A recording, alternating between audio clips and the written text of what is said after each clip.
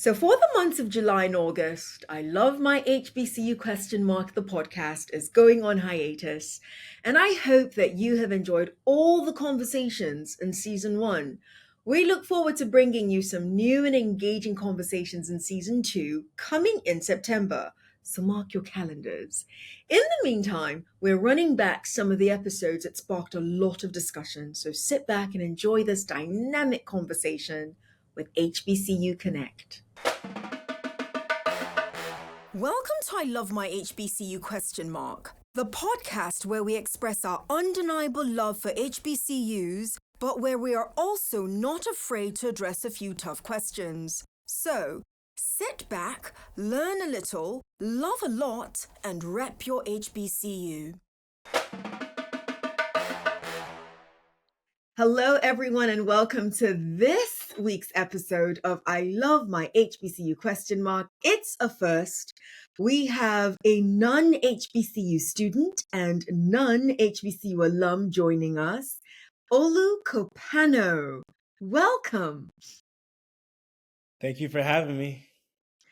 So, Olu, it can't just be thank you for having me. Tell us where you are spending you're a sophomore, right? Sophomore indeed. Nice. So tell us where you are spending your 4 years of matriculation as an undergraduate. I'm spending my 4 years at UNC Chapel Hill, technically 5 after the gap year, at UNC Chapel Hill as a Morehead Cain Scholar. Morehead Cain Scholar, UNC Chapel Hill. Shout out also, because I have to, I love my HBCU ? So shout out to all the HBCU schools in North Carolina. I wanted, so those who know the show know that this is to spotlight HBCU alum and HBCU students. However, there's a third option that we have, and that's unaffiliated. And the reason why I am interested in hearing from persons who are not at HBCUs or did not attend an HBCUs, because you've got a perspective as well that could actually buttress what we do for our HBCUs. I'm going to get right to it, Olu. Did you apply to any HBCUs before deciding on UNC Chapel Hill? I did indeed. I applied to 2, Howard and Morehouse. Howard and Morehouse, why didn't they get Olu Kopano I'm going to guess you got accepted. Why did you, not why, that's not fair. How did you end up at UNC Chapel Hill instead of Morehouse or Howard? So there were many factors that I had in my decision-making process. Number one was money. I had a list of 17, 18 schools, and the first factor was I'm only applying to schools with full rides, and I'm only going where I get full rides. Ended up getting full rides to everywhere that I applied to. I got in everywhere that I applied to besides Princeton because they don't have merit, and then besides Morehouse. And I mention that because at Morehouse, there was a problem in the back end with even getting my application. It took 2 or 3 tries to get it in. So it was, for me, it was already a struggle to begin with to even get in the application. Howard, I got a scholarship in the portal, but I could never access my portal. So immediately, without even looking at the schools and considering them as valid options, there were already barriers on their end that not only prevented me from them reaching the first hurdle, but then my interest was already kind of went down when I didn't even see, honestly, the level of professionalism that I thought that a lot of the other schools that I applied to exhibited. So we lost Olu. So I get to hear different reasons as to why an HBCU loses a student like you from enrolling at their institution. And for you, we lost you, I hate to say legitimately, but I'm going to say legitimately so, because of our lack of professionalism. And that's shocking to me that you would get a scholarship to Howard University and you wouldn't even be able to access. Is that what you just described? You couldn't Yes, even I tried. access. I tried multiple times. I tried the portal, and they were giving me problems, and I'd done it 12 other locations, so it wasn't like I didn't have the skills or knowledge to access the portal, but I emailed, wasn't getting replies. So it was kind of off-putting. So Howard University is my graduate alma mater. So ooh, sorry, we lost a good one because the what I've read upon you and all that I know of you, you're about to do a whole bunch of people proud. You are a Moorhead Kane Scholar at UNC Chapel Hill. What, for those who don't know, what is the Moorhead Kane program? The Moorhead Kane program was the first merit scholarship created in the United States, and it was modeled after the Rhodes Scholarship. I believe the acceptance rate is around 3% worldwide, and we have alumni all over the world doing it in the profession, to say the least.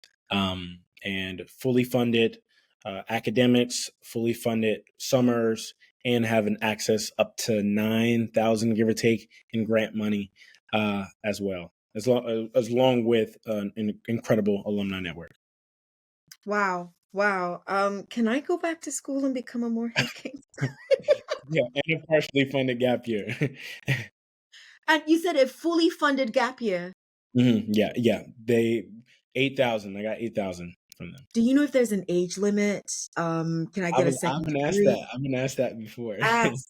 No, seriously, I would do this all over again for that. That's pretty brilliant. That's pretty brilliant. Olu, no, you're not an HBCU made or HBCU now guest, but HBCU connected guest. So my questions for you in the rapid fire segment is going to be a little different, but I'm still going to throw a rapid fire segment at you. Mhm. Ola, you are a well-versed human being. I'm going to ask you, so it's 67 seconds, not Yeah. 60 seconds rapid fire. Why do you think I have it at 67 seconds?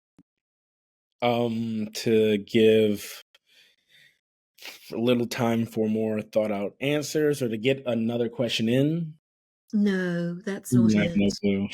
So a little bit of HBCU history for you, if you please. About 10 HBCUs in the United States of America were founded in 1867, hence the 67 seconds. All right, so are you ready for your rapid fire segment? I'm ready. I'm ready. Let's do it. Let's do it. Olu, describe yourself in 3 words. Passionate, international, curious. Passionate, international, curious. You're at your college graduation. Who do you want as the commencement speaker? Maverick Carter. Maverick Carter. I could cheat and say I know who he is because I've had the pleasure of you telling me who he is.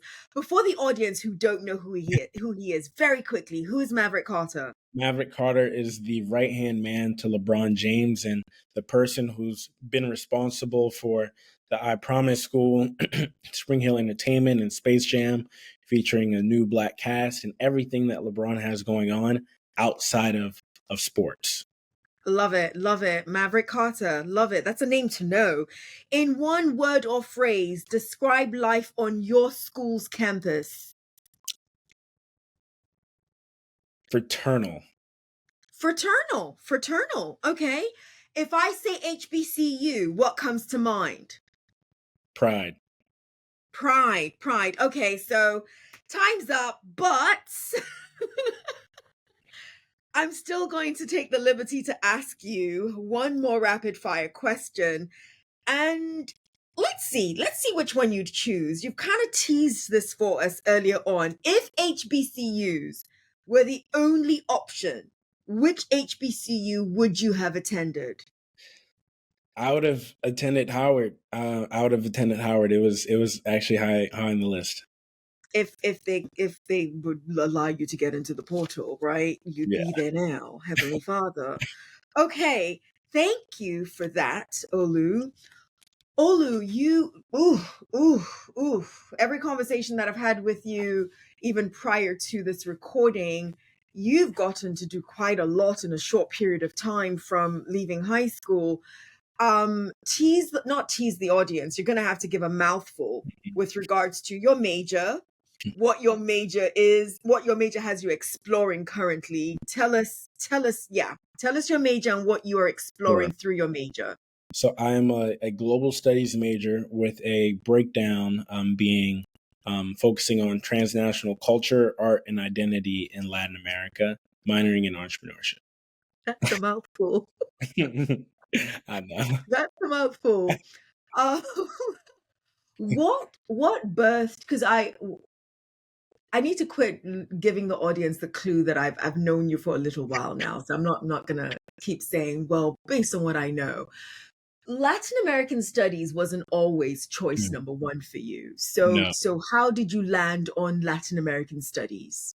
Honestly, it was the gap year. Pre-gap year, I was gonna be in big business, majoring in business, and minoring in Japanese.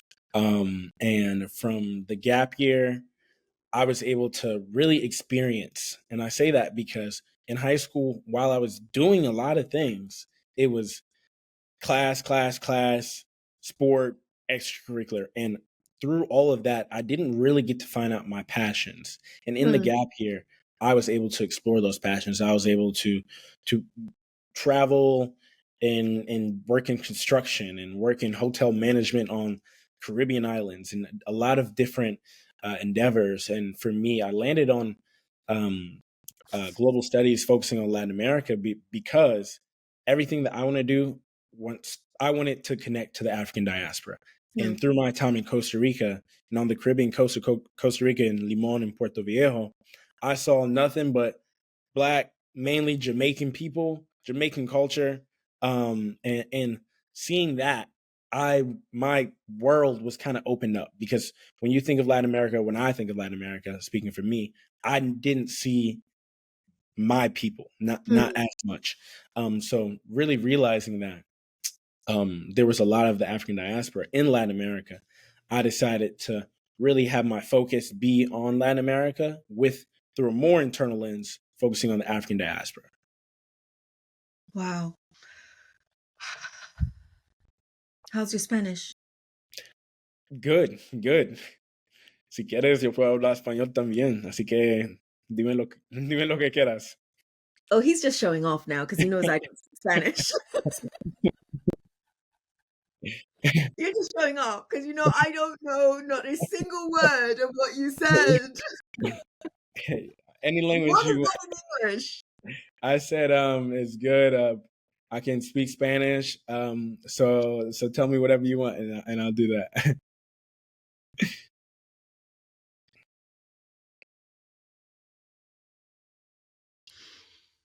Okay, Japanese was your language of choice. Yep. So for those of us who I just said I don't speak Spanish, and I'm always on Duolingo trying to learn one language or another every other day. But you gave a methodical way in which you have become fluent in a language that barely 2 3 years ago you didn't speak much of. So give us your methodical process of immersing yourself in this language. Mm-hmm. Yeah, so I would say I'm probably roughly reaching the 2 year mark with my studies, and what I've done is if you look at my phone is in Spanish. You look at my music, I made a mental pledge to myself that at least 95% of my music will only be in Spanish. My movies, my TV shows, only in Spanish. When I'm journaling in Spanish, and um, throughout all of this, every time I'm learning a new word, so I'm reading the music. 1 3 minute song might take me 7 minutes because I'm writing down every word. 40-minute episode might take me an hour and 10 minutes because I'm writing down every word I know. And with repetition and time and trying to speak to friends who I've had, I have a good friend who I've known since fifth grade. He's fluent in Spanish. So whenever we're on FaceTime, whenever we're together, we don't speak English anymore. We only speak Spanish. And it started off difficult. But over time, I've had my moments where I was like, why am I doing this? Why do I care about this?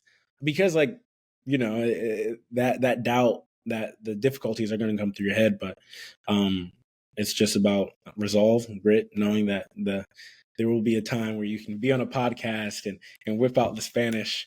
Sure. Yeah. Yeah, that's it. You said something there that caught me off guard. I wasn't expecting it. You journal in Spanish as Mhm. well? Yes. And I do that because so it's accountability on the long run as well. So 20 years down the line, if I stop my Spanish, I can't read my journal from when I'm 18 and 19 and 20 because I won't be able to speak the language. So this is a way where I know I'm making my pledge now. This period at 19 years old, 20 years later when I'm 39, I must be able to read this with a better, same or better level of fluency. Now that's commitment. That's commitment and accountability that I don't have, but I'm hoping that's a gem I get to learn from you by listening to you do that. That's a new one. The journaling in Spanish. I've heard Mm, changing your phone to the language you want to mm, learn, speaking to somebody only in that language exclusively. I've heard mm. those ones before, but I've never heard the journaling. And I love the manner in which this is accountability to your future self as well. Absolutely. It's insane. Absolutely. Wow. Impressive. Impressive, Olu.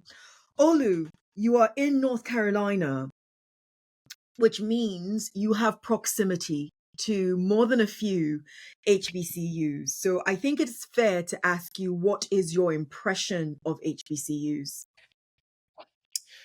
Impression of HBCUs. Um, so first, I would start by saying every HBCU is different in size, in focus, in study, and I've noticed that. So when I'm on A&T's campus and my brother was applying there, I was able to see that they were excelling in the STEM department. They were doing it there, and other ones are different as well. Maybe this wasn't the question. Maybe I'm going off, but also I would like to say that for me, even as a young man whose father has been a professor at HBCUs, I still would like to say that I don't know as much as I should about HBCUs.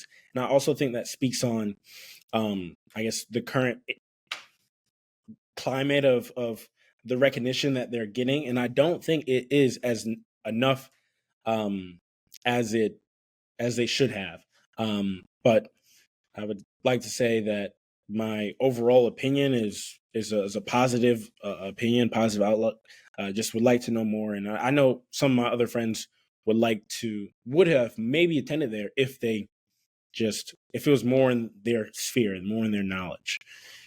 So if they had more knowledge of them, and if some of the ones that they were interested in were a little bit more professional in their approach to things, because there's that, which leads me to does it lead me to this question? Let's find out if this question actually is a great follow-up. You'll be the judge for me. Do you think HBCUs have more or less to offer than other universities? I think I'm gonna take the easy way out in saying that um, more in some areas and less in other areas. In the more area, I would say being with people that look like you every day and feeling that warmth or just that they understand me. I think in college when you're going to a university with 10, 20, 30,000 people and you can't feel a bond. Friendship is important. Friendship is important. Having a school that matches you and the vibe that you have and your energy and feeling supported, that's important. What's also important is scholarship money, professionalism, research abilities, and also the classroom. I do not attend an HBCU, I do not attend an HBCU. I love HBCUs.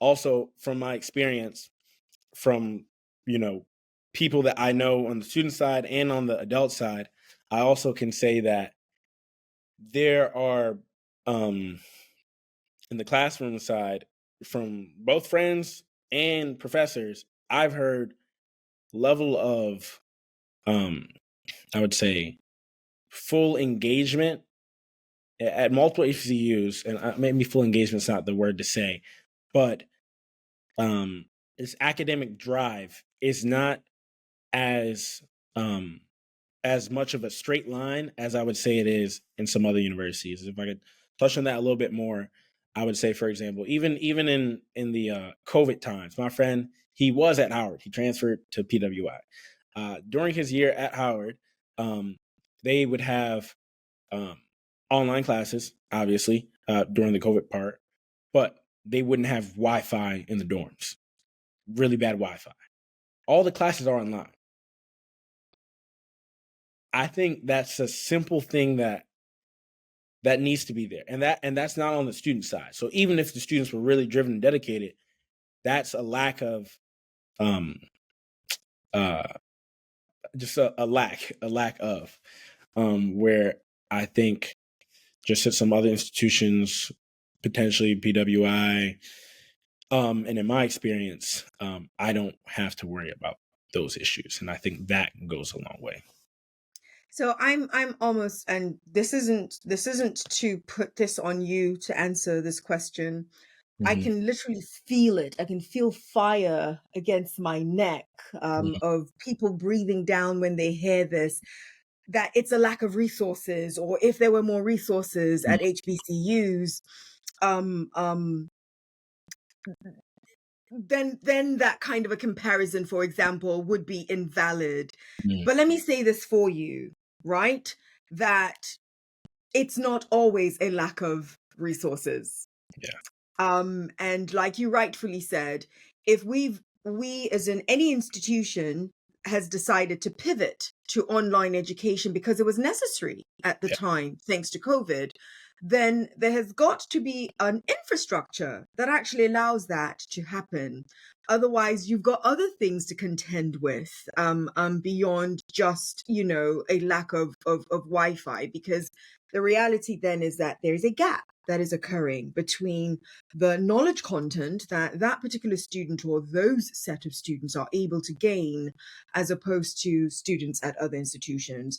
And thankfully, I'm sure that was not the case for all HBCUs. But I think we can assume what you're saying with regards to the lack of you call it a straight line.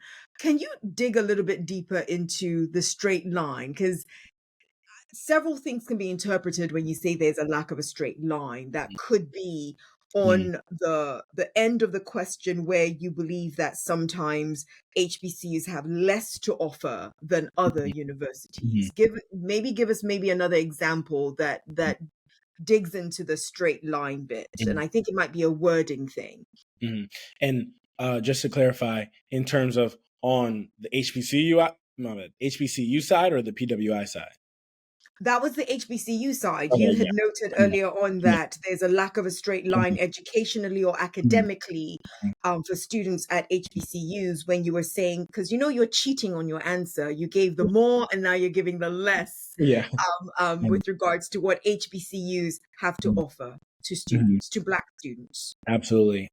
Touching on that on the student side, just from hearing around uh, from personal real experiences, um, if a student is given 20 pages and you're having half of the class saying that's too much, 10 pages, that's too much, then sometimes there's students who are I know people at Cal, wherever, who are reading 90 pages a night.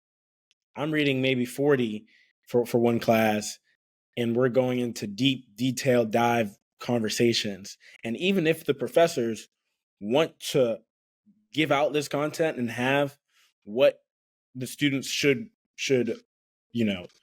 desire and what they need for their educational growth, if there's a gap of commitment in the classroom setting from students, not only is that going to harm other students, but that's also just going toward the energy and drive that you have in the school. I would say community, or again, I guess it goes back to the word culture, the culture of the campus, the culture of the school. And that's where the straight line goes to a downhill. Okay, okay. We could talk about this a whole lot more and come up with not come up, but offer up a whole lot more examples. But I think you've given enough. I think you've given enough, and you've said a mouthful. And to your credit, as somebody who's been on the teaching side as well as administrative side at an HBCU, I think what can't be lost here is how nuanced this entire issue is. This isn't Tosin making excuses. I'm not making excuses one way or another. I'm simply saying that I'm sure there are reasons for it, but whether there are reasons for it or not, it's something that we have to address. Because I know I've given assignments in classes, and if I give a 5-page paper, there's a complaint, and I'm like, guys, it's 5 pages. It's only 5 pages. So I do get what you're saying, and it's important to note that what you're saying isn't just coming out of thin air. It is actually based in very specific scenarios that we know exist, regardless of how much some of us may want to come into defense of our HBCUs. Olu, I did not go to undergrad or grad at a PWI. So tell us, for those who don't know, through your lens, what does life look like as a Black student at a PWI? Again, your lens. Mm-hmm. And I'm glad you said my lens, because everyone's lens is different. And for some students, I know students, friends who really dislike it because they say too many racist people, too many, can't find my group here. I can't, there's reasons. The social economic differences that are creating conflicts. From my lens, I would like to say that it's been an overwhelmingly positive experience, also because of the scholarship and the resources that I'm afforded through there. So on the social side first, I love sports. UNC, maybe they pour a little too much into it, but billions of dollars are going toward sports teams, and while people might complain about that, I guarantee you on a football Saturday or basketball Wednesday, Thursday, or Friday, people are loving seeing Roy Williams, seeing Michael Jordan, seeing these crazy videos. And I'm people. I'm one of those people who loves to see it. So having that part of my school and part of my campus, being able to go to an alpha party wherever, and having the Black community that I have, going and listen to country music with my other friends, or whatever the in between is, I'm able to see all parts of life through my PWI experience and not have to pay for any of it. Is it not have to pay for any of it? I like that you keep on making this about financial stability, right? And financial access, because that matters. It absolutely does. Is it fair to say that, and for those who know just geographically where UNC Chapel is, UNC Chapel Hill is in proximity to North Carolina A&T, NCCU, North Carolina Central University, and there are a few more that I could mention. Is it fair to say that you kind of get to have the best of all worlds? Because I'm going to guess for everybody listening that Olu doesn't just stay on UNC Chapel Hill's campus. I'm a traveler. Correct. So, and being able to have the flexibility with a car, and even if you don't have a car, because there's 15 minutes away, even if you save up, you can Uber it to NCCU. You have friends. Somebody in your circle is going to have access to transportation. So being able to go to A&T for a concert, or for homecoming, or Central, And then even if you're not going there, I know people from all these campuses because even if some of them come to UNC's campus for whatever reason that might be, but it's because we all have mutual friends. The Black Yes. community in North Carolina is tight. So I, at a PWI, can still get a piece of the pie from HBCUs. Lucky you, lucky you. You mentioned it. I can't believe I didn't ask this in a rapid fire segment, Mm, but you mentioned it. mm, So North Carolina A&T's homecoming, mm. UNC Chapel Hill's homecoming. Which one are you picking? That's not a comparison. That's not a question. A&T to the max. I had yeah. I'll leave it at that. A&T to the max. Okay, I had to ask. I kind of come on. They call themselves the greatest homecoming on earth for a reason, and I haven't been yet. I hope I make it soon, but I hear that they deserve the title. That's what I hear. I hear that they deserve the title. Um, Olu, what role do you think that non HBCU students either have or should?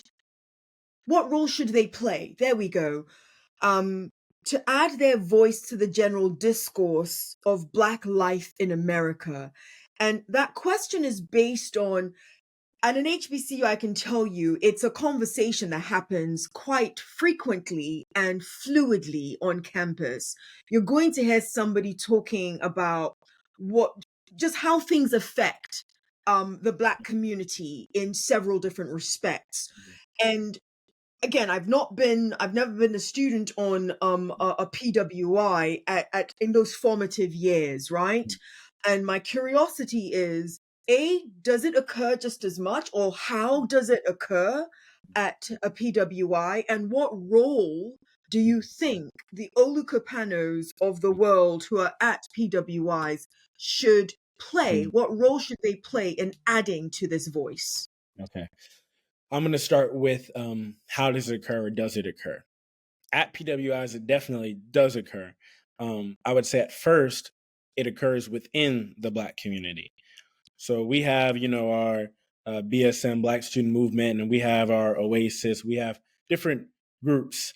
We try to get them together, but conversations about Black life on campus in the South first, and then Black life in America, these are happening. These are happening at forums and trying to bring in guest speakers. We had I think it was like a barbershop talk where BSM put it on, where we had alumni from several fields come in, and we had a couple students and other professionals give everyone cuts, and all the Black men, in this case was just Black men, talk about not only life on campus, but Black life in America as well. But to your other question regarding on the grander scheme of things, what role can we play or do we play at PWIs? I think especially I keep on mentioning the South because UNC Chapel Hill is a state school that was not meant for Black people. This school was not meant for. It's not. We were not included until way down the line. So coming into a system in a school that I would like to say isn't ours, and we had to fight to remove a Silent Sam, a statue that had a lot of racist connotations. Just got it down a few years ago. UNC was just in the big case regarding affirmative action. So there's a lot that is happening on our campus, and we have a responsibility to not only keep it within our circle, but also challenge these institutions, challenge the system, and represent the Black community on a grander scheme, on a nationwide level. And I would like to say that we're trying to do that. I wouldn't say that, and we've had some success. Again, it's a difficult process. I believe the past two student body presidents have also been Black students as well. But there's more to that. There's more than just a couple years of or a couple um, occurrences where we're gathering. It's a again 20-year accountability accountability that the actions that we're trying to do right now and that we want to do in 2 years and 3 years will have an effect when our children potentially are trying to go to some of these institutions as well. Wow. Wow. Olu, that was a full-throated response and I appreciate it. And you've given a lot to chew on. And I think my biggest takeaway from everything I've heard you say is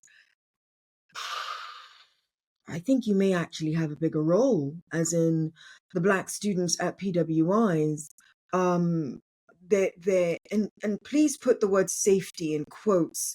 I think there is, I don't hear as comfortable a cultural safety at PWIs for Black students. And all I mean when I say that is it now, listening to you, it emboldens you to speak out against some of the more in your face issues of historical racism and potentially current racism or just racial matters. I don't want to just brand it as racism, just racial matters that the cocoon that an HBCU creates for a Black student, we may not necessarily have to deal with. So, wow, that's a mouthful, actually. And I hope there comes a day and time very soon where students, Black students from HBCUs, Black students from non-HBCUs get to come together and discourse that on a national stage. I think that would be pretty amazing. Do you?